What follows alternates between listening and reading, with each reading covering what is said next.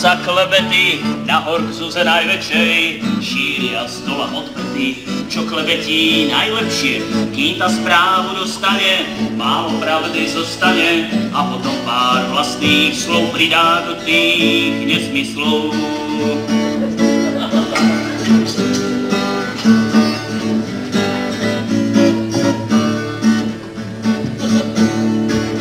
Z horného konca už druhý mesiac pije, veď vzal si príklad od otca, aj on vždy ženu bije.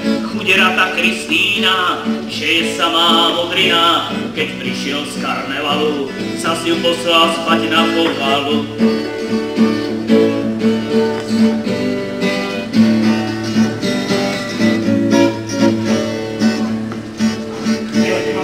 Jedna z Ondrejových dcer, ešte neplnoletá, išla včera v podvečer, o koho si opretá.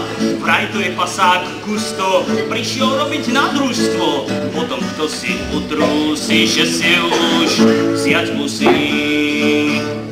Dedinou sa klebety nahor k Zuze najväčšej, šíria z dola odpety, čo klebetí najlepšie, kým ta správu dostane, málo pravdy zostane a potom pár vlastných slov pridá do tých nesmyslov.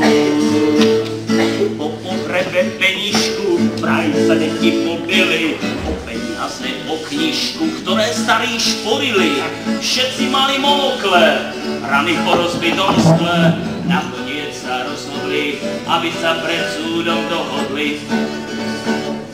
Jedinou sa klebety nahor k Zuze najväčšej, šíria z dola odpety, čo klebetí najlepšie, kým ta správu dostane, málo pravdy zostane a potom pár vlastných slov pridá do tých nesmyslov.